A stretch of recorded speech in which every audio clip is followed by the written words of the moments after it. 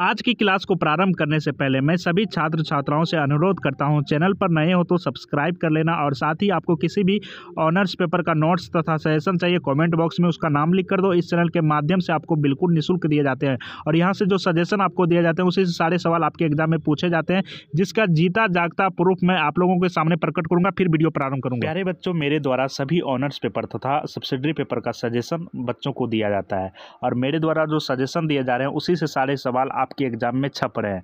तो विद्यार्थियों का यहाँ पर देख सकते हो कमेंट किस प्रकार आया हुआ है। इस तरह के कमेंटों की संख्या 100-200 में नहीं, हज़ारों में है बच्चों।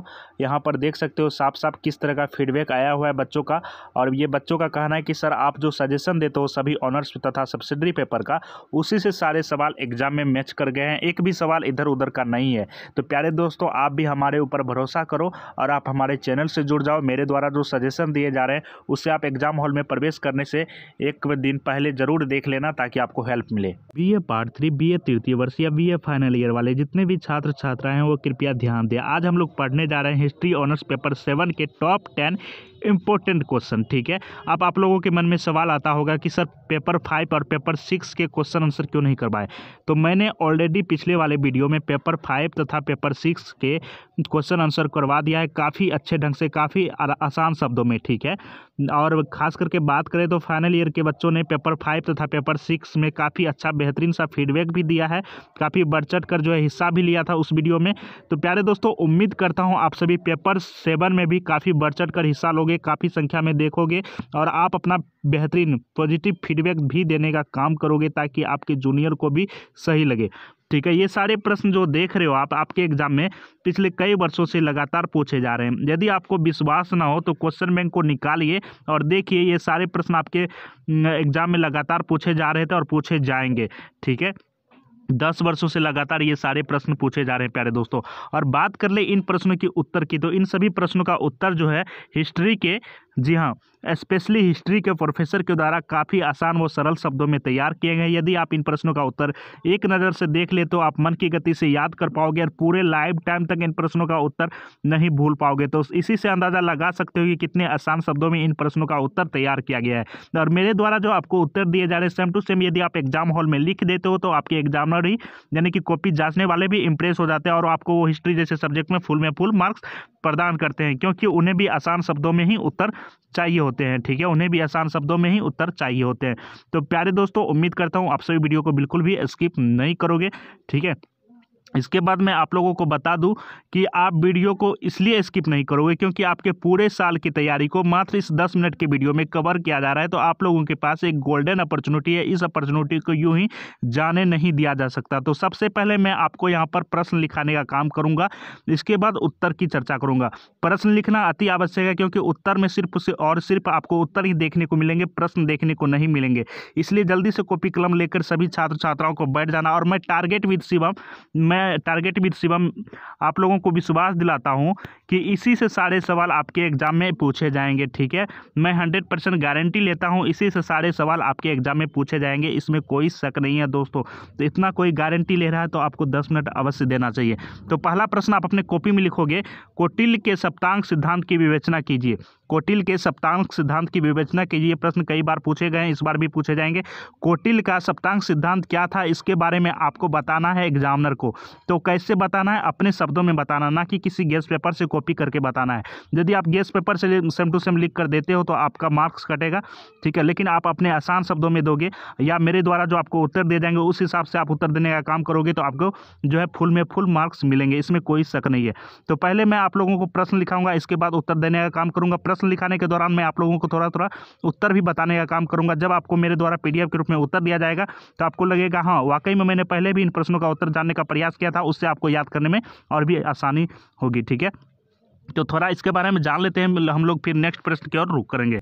तो प्यारे दोस्तों, ये प्रश्न जो है आपके BPSC एग्जाम में भी कई बार पूछे जा चुके हैं। यदि आपको विश्वास ना तो BPSC का भी एक बार क्वेश्चन बैंक देख लेना।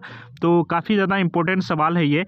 कौटिल्य ने इस सिद्धांत में, यानी कौटिल्य का सप्तांक सिद्धांत के बारे में आपसे पूछा जा रहा है ना, तो कौटिल्य के इस सिद्धांत में राज्य के 7 अंगों का वर्णन किया गया है।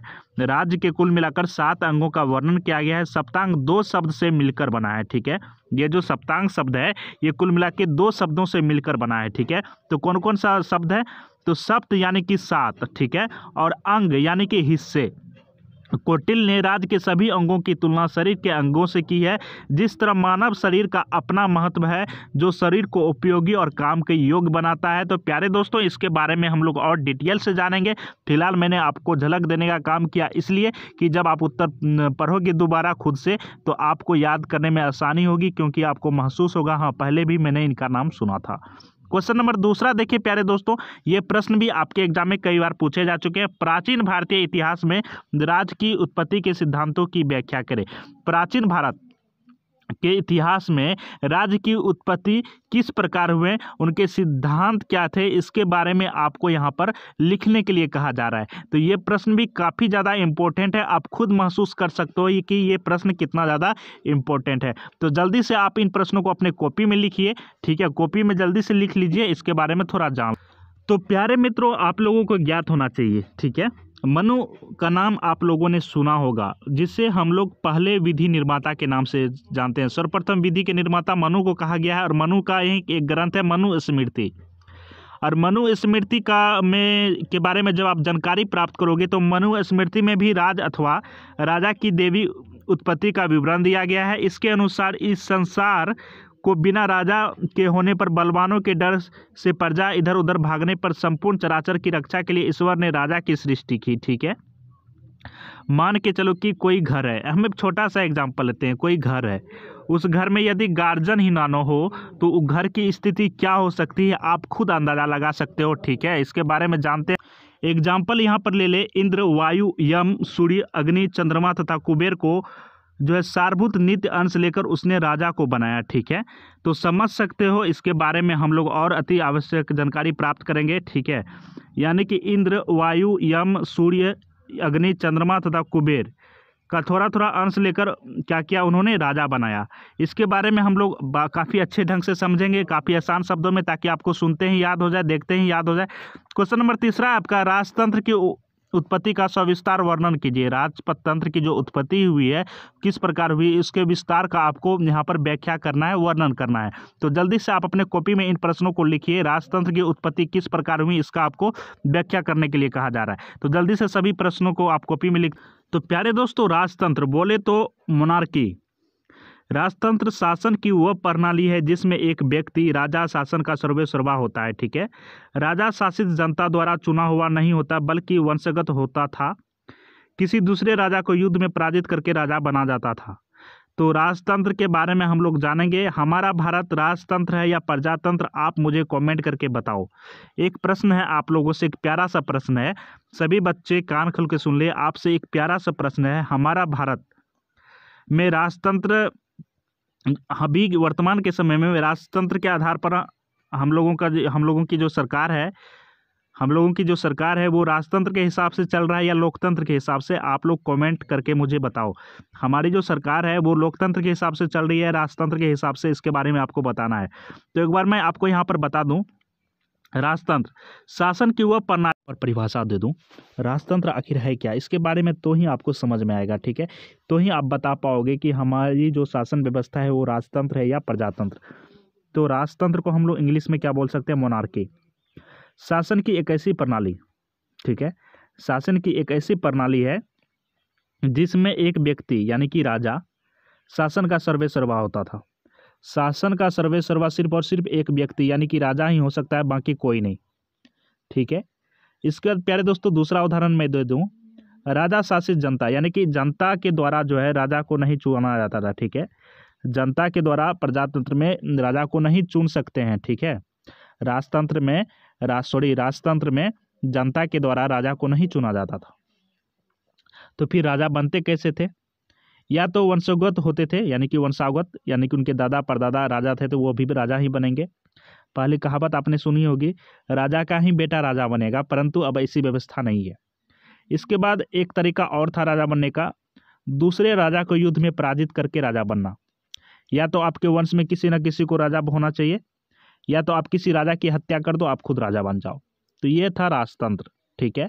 अब प्रजातंत्र के बारे में आपको बताना है, राजतंत्र के बारे में बताना है। हमारा जो इंडिया है, हमारे इंडिया की जो शासन व्यवस्था है वो राजतंत्र है या प्रजातंत्र। एक बार फिर से मैंने क्वेश्चन को रिमाइंड कर दिया ताकि आप मुझे कमेंट करके बता सको। क्वेश्चन नंबर 5 है प्यारे दोस्तों, यहाँ पर देख सकते हो, गुप्त काल की प्रशासनिक व्यवस्था की मुख्य विशेषताओं का वर्णन करें। गुप्त काल की, ये क्वेश्चन नंबर 4 मैंने छोड़ दिया यहाँ पर। राजनीतिक संस्था के रूप में सभा एवं समिति की व्याख्या करें। राजनीतिक संस्था, जी हाँ, पॉलिटिकल इंस्टीट्यूट के रूप में आपको सभा एवं समिति के बारे में व्याख्या करना है, तो जल्दी से आप मुझे इसके बारे में बताओगे या मैं खुद बताऊंगा, परंतु आप प्रश्न को लिखते चलो, ठीक है। इन प्रश्नों को आप अपने कॉपी में लिखते चलो, क्योंकि काफ़ी प्यारा सा ये प्रश्न।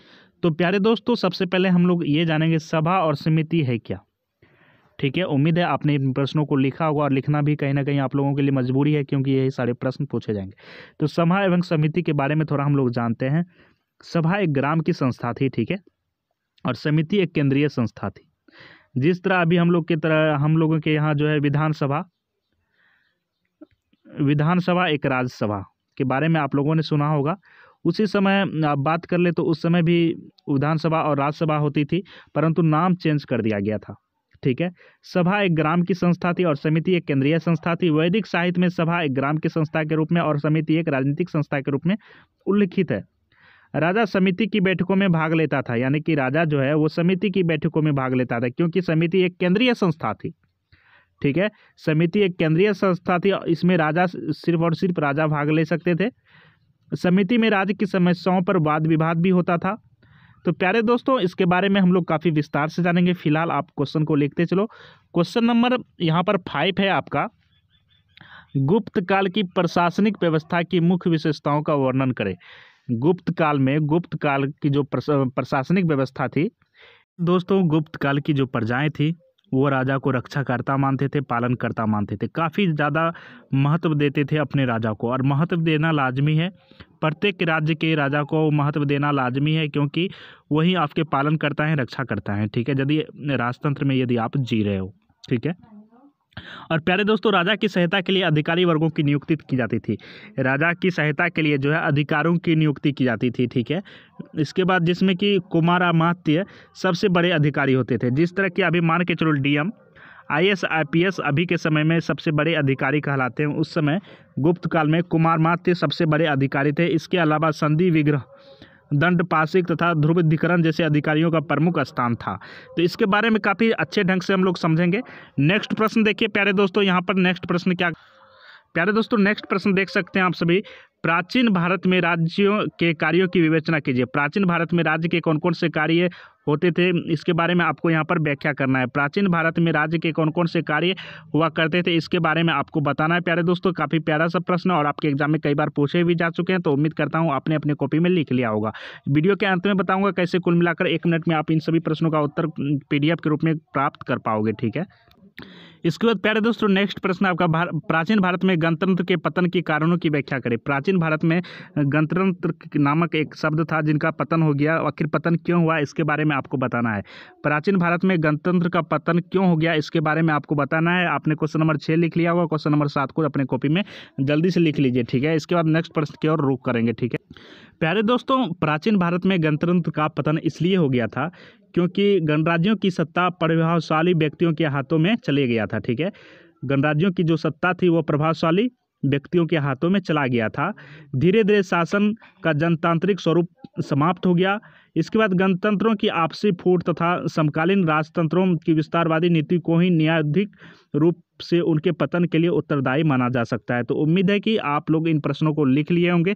नेक्स्ट प्रश्न आपका, प्राचीन काल में ग्राम प्रशासन के कार्यों को रेखांकित करें। यानी कि प्राचीन काल में ग्राम प्रशासन के कौन कौन से कार्य होते थे इसके बारे में जानना चाहिए, और ऐसे भी इसके बारे में आपको कहीं ना कहीं दिलचस्पी लेनी चाहिए इन बातों में, क्योंकि अभी का जो ग्राम प्रशासन है और पहले का जो ग्राम प्रशासन होता था उसमें आपको कौन सी बात कॉमन लगती है और कौन सी बात कुछ यूनिक सुनने को मिलती है, ये सब जानना अति आवश्यक है, ठीक है। तो प्यारे दोस्तों, इन प्रश्नों को आप अपने कॉपी में लिख लोगे और इसके बारे में थोड़ा जान लेते हैं हम लोग। तो प्यारे दोस्तों, प्राचीन की बात करें तो प्राचीन काल में सबसे छोटी प्रशासनिक इकाई क्या थी? ग्राम। प्यारे दोस्तों, वर्तमान समय में भी यानी कि अभी के समय में भी प्रशासन की सबसे छोटी इकाई क्या है? ग्राम सभा, यानी कि ग्राम सभा, ठीक है। पहले कोई भी मैटर होता है तो थाना जाने से पहले जो है आपस में यानी कि हमारे समाज में ही उनको सुलझाने का काम किया जाता है, जिसे हम लोग ग्राम सभा बोलते हैं। और पहले के समय में भी जो है सबसे छोटी प्रशासनिक इकाई ग्राम थी। और इसका नेतृत्व करता कौन होते थे? यानी कि आपके सोसाइटी में किसी तरह की समस्या का जब समाधान निकाला जाता है तो उसका नेतृत्वकर्ता कौन थे? तो ग्रामीण, मोहल्लावासी। और उस समय में भी उसके नेतृत्वकर्ता कौन थे? ग्रामीण थे। उनकी सहायता के लिए ग्राम सभा होती थी और हमारी सहायता के लिए क्या होती है? तो प्यारे दोस्तों, ग्राम सभा तथा थाना। ठीक है, थाना तो ऊपर वाली बात हो जाती है, पुलिस स्टेशन ऊपर वाली बात हो जाती है। राजपूत काल में प्रशासन, इस काल में शासन का प्रचलित स्वरूप राजतंत्रीय था। राजतंत्र से आप लोग समझ रहे हो ना, राजतंत्र का प्रचलित स्वरूप था उस समय भी। और राजा की सहायता के लिए वहाँ एक मंत्री परिषद हुआ करती थी। राज्य को छोटी छोटी इकाइयों में यानी कि बांट दिया जाता था, विभाजित किया जाता था। ठीक है, तो इसके बारे में काफ़ी विस्तार से जानेंगे। फिलहाल आप नेक्स्ट प्रश्न की ओर रुख करो। क्वेश्चन नंबर 9 आपका है, प्राचीन भारत में न्याय प्रशासन की विशेषताओं पर एक निबंध लिखिए। प्राचीन भारत में न्याय प्रशासन के कौन कौन सी विशेषता रही है? प्राचीन भारत में न्याय प्रशासन की कौन कौन सी विशेषता रही है, इसके ऊपर आपको निबंध लिखने के लिए कह रहा है। तो बहुत ही बेहतरीन सा प्रश्न है। तो प्यारे मित्रों, मैं आप लोगों को निबंध लिखने के लिए काफ़ी बेहतरीन सा तरीका बताऊंगा, जिसे अपनाकर आप सभी निबंध लिखकर यहाँ से 20 मार्क्स प्राप्त कर सकते हो। इसके बाद नेक्स्ट प्रश्न है आपका, सातवाहन काल की प्रशासन प्रकाश डालिए। सातवाहन काल की प्रशासन किस प्रकार थी, इसके ऊपर आपको प्रकाश डालने के लिए कह रहा है। सातवाहन काल की प्रशासन पर प्रकाश डालिए। तो जल्दी से इन प्रश्नों को आप अपने कॉपी में लिख लीजिए। ठीक है, इन प्रश्नों को आप अपने कॉपी में लिख लीजिए। सातवाहन, जी हाँ दोस्तों, सातवाहन जो कि साउथ इंडियन था। सातवाहन राजाओं का शासन काल दक्षिण भारत में वैदिक तथा बौद्ध धर्म में की उन्नति काल था। ठीक है, स्वयं सातवाहन नरेश वैदिक ब्राह्मण धर्म के अनुयायी थे। सतकर्णी प्रथम अनेक वैदिक यज्ञों, अश्वमेध, राजसूय आदि का अनुष्ठान किया था तथा इस अवसर पर उसने गौ, हस्ती, भूमि आदि दक्षिणा स्वरूप प्रदान की थी। तो इसके बारे में काफ़ी अच्छे ढंग से जानेंगे। बस इतना आपको याद रखना है, सातवाहन जो है वो दक्षिण भारत का एक बहुत ही बड़ा उभरता सा राज्य था। इसके बाद क्वेश्चन नंबर 11 है आपका कि गुप्त काल को स्वर्ण युग क्यों कहा जाता है? ठीक है, गुप्त काल को स्वर्ण युग इसलिए बोला जाता था क्योंकि गुप्त काल में विज्ञान, प्रौद्योगिकी से लेकर साहित्य, स्थापत्य तथा मूर्तिकला के क्षेत्र में नई प्रतिमानों की स्थापना की गई, जिससे यह काल भारतीय इतिहास में स्वर्ण युग के रूप से जाना गया। और सबसे अधिक सोने के सिक्के गुप्त काल में ही चलाए गए थे। प्यारे दोस्तों, क्वेश्चन नंबर यहाँ पर 12 आपका यहाँ पर क्या कर रहा है कि प्राचीन भारतीय इतिहास को जानने के साहित्यिक स्रोत बोले तो लिखे हुए, जी हाँ दोस्तों, लिखे हुए तथ्य के द्वारा हम कैसे भारतीय इतिहास यानी प्राचीन इतिहास को जान पाएंगे। तो प्यारे दोस्तों, ये प्रश्न भी काफ़ी ज़्यादा इंपॉर्टेंट है और ये एक प्रश्न तो हर बार पूछे ही जाते हैं। प्राचीन भारतीय इतिहास के जानने के साहित्यिक स्रोत, इसके बाद अभिलेखीय स्रोत, तो ये बहुत सारे स्रोत हैं, परंतु साहित्यिक स्रोत से आपको यहाँ पर दर्शाना है कि कैसे हम प्राचीन भारतीय इतिहास को जानेंगे। तो जल्दी से आप इन प्रश्नों को अपने कॉपी में लिख लीजिए। ठीक, हिंदू धर्म में बहुत सारे ग्रंथ हुए। ठीक है, पुस्तकें तथा महाकाव्य इत्यादि की रचना की गई। इनमें प्रमुख रचनाएं इस प्रकार हैं, थोड़ा जान लेते हैं। वेद कुल मिला के कितने हैं? 4 हैं, यानी कि ऋग्वेद, यजुर्वेद, अथर्ववेद, सामवेद। ठीक है, इसके बाद वेदांग, उपनिषद, स्मृतियाँ, पुराण कुल मिलाकर 18 हैं। इसके बाद रामायण एवं महाभारत। इनमें सबसे पुराना और सबसे प्राचीन वेद ऋग्वेद है। ठीक है, इन धार्मिक ग्रंथों से प्राचीन भारत की राज्य व्यवस्था, धर्म, संस्कृति तथा सामाजिक व्यवस्था की संपूर्ण जानकारी मिलती है। तो प्यारे दोस्तों, इसके आधार पर हम लोग प्राचीन भारतीय इतिहास को जान सकते हैं। इसके बाद क्वेश्चन नंबर 13 आपका, सातवाहन प्रशासन पर एक निबंध लिखे। तो निबंध लिखने की बात जब आती है तो इसके बारे में हम लोग काफ़ी अच्छे ढंग से एक एक बात को समझेंगे। ठीक है, इसके बाद आपका एक प्यारा सा नेक्स्ट प्रश्न है, कनिष्क की उपलब्धियों का वर्णन करें। कनिष्क की कौन कौन सी उपलब्धि रही है, इसके बारे में आपको बताना है। तो सबसे बड़ी उपलब्धि की बात करें तो चतुर्थ बौद्ध संगति कनिष्क के ही शासन काल में हुआ था। कनिष्क के ही शासन काल में चतुर्थ बौद्ध संगति हुआ था और कनिष्क जो है पूर्ण रूप से अपने आप को बौद्ध में परिवर्तित कर लिया था। कनिष्क ने, यानी जी हाँ दोस्तों, कनिष्क ने भारत में अपना राज्य मगध तक फैला लिया था। वहाँ से वह प्रसिद्ध विद्वान अश्वघोष को अपनी राजधानी पुरुषपुर ले गया। ठीक है, पुरुषपुर ले गया। इसके बाद तिब्बत और चीन के कुछ लेखकों ने लिखा है कि उसका साकेत और पाटलिपुत्र के राजाओं से युद्ध हुआ था। कश्मीर को अपने राज्य में मिलाकर उसने वहाँ एक नगर बसाया जिसका नाम था कनिष्कपुर। और कैसे कनिष्कपुर की राजधानी कहाँ पर है? फिरोजपुर या पेशावर। ओके, यहाँ पर कोई दिक्कत नहीं, इसके बारे में और भी हम लोग शानदार तरीके से समझेंगे। नेक्स्ट प्रश्न और आखिरी प्रश्न है आपका, ऋग्वैदिक सभ्यता की सामाजिक, धार्मिक, आर्थिक एवं राजनीतिक दशाओं का वर्णन करें। ऋग्वैदिक काल में जो है सामाजिक यानी कि सामाजिक स्थिति क्या थी, धार्मिक स्थिति क्या थी, आर्थिक रूप से वहाँ उस सभ्यता के लोग किस प्रकार थे, इसके बाद राजनीतिक स्थिति क्या थी ऋग्वैदिक काल में, इसके बारे में आपको यहाँ पर स्पष्ट करना है। ओके, तो प्यारे दोस्तों, ऋग्वैदिक काल में राजनीतिक एकता स्थापित नहीं हो सकी। ठीक है, राजनीतिक रूप एकता जो है वो कभी नहीं स्थापित हो पाई ऋग्वैदिक काल में। इसके बाद ऋग्वैदिक आर्यों की राजनीतिक व सामाजिक व्यवस्था का आधार जो है पितृसत्तात्मक परिवार था। कुलों या परिवारों के समूहों से ग्राम बने, ग्राम का शासन ग्रामीण के अधीन होता था। ठीक है, अनेक ग्रामों के समुदाय को विश कहा जाता है और तथा बहुत सारे विश मिलकर विस्पति की अध्यक्षता में रहते थे। तो ये उम्मीद है कि इन सभी प्रश्नों को आप लोगों ने लिख लिया। और प्यारे दोस्तों, हम यानी कि बात कर ले तो यहाँ पर कुल मिला के 93,000 सब्सक्राइबर के करीब हम लोग पहुँच चुके हैं। ठीक है, 93,000 सब्सक्राइबर के करीब हम लोग पहुंच चुके हैं और सभी के घर में कम से कम 5-6 सेलफोन तो होगा ही। तो प्यारे दोस्तों, हमारा भी एक ड्रीम है कि 100 के होने के बाद हम आप लोगों के लिए एक बेहतरीन सा सरप्राइज़ लेके आए। ठीक है, एक बेहतरीन सा सरप्राइज़ लेके आए। तो प्यारे दोस्तों, आप लोगों से मैं रिक्वेस्ट करता हूँ, मैं आप लोगों के लिए इतना सारा मेहनत कर रहा हूँ जिसका एक भी रुपये नहीं लेता। तो प्यारे दोस्तों, ज़्यादा से ज़्यादा सब्सक्राइब करवा दो कि ताकि हम जल्द से जल्द 100 यानी 1 लाख पार कर सके। हम लोगों का जो यानी कि यूट्यूबर परिवार है वो 1 लाख के पार हो सके और आप लोगों को भी प्राउड फील हो कि जहां से हम लोग वीडियो देख रहे हैं वहां पे जो है 1 लाख प्लस बच्चे जुड़े हुए हैं। ठीक है, तो आप लोग ज़्यादा से ज़्यादा सब्सक्राइब करो। बात कर लेते हैं इन प्रश्नों का उत्तर का। तो इन प्रश्नों के उत्तर के 1 भी रुपए आपसे नहीं लिए जाएंगे दोस्तों। ठीक है, अब इन प्रश्नों का उत्तर आप कहां से प्राप्त करोगे? तो डिस्क्रिप्शन में मैंने टेलीग्राम का लिंक दे रखा है, टेलीग्राम ज्वाइन कीजिए। आज शाम तक आपको इन सभी प्रश्नों का उत्तर देखने को मिलेगा, आप PDF के रूप में डाउनलोड कर लेना। तो मिलते हैं नेक्स्ट वीडियो में। और प्यारे दोस्तों, सब्सक्राइब कर देना। आपके घर में प्रत्येक घर में जो है 5 से 6 सेलफोन होता ही है एंड्रॉयड। तो सभी से मेरा अनुरोध है कि आप सब्सक्राइब अवश्य कर लेना ताकि हम लोग 100 के यानी 1 लाख प्लस हो सके हमारा परिवार यूट्यूबर। ठीक है, तो मिलते हैं नेक्स्ट वीडियो में। Thanks for watching. आप लोग टेलीग्राम के माध्यम से आंसर प्राप्त कर लेना और आंसर काफ़ी अच्छे ढंग से तैयार किए गए हैं।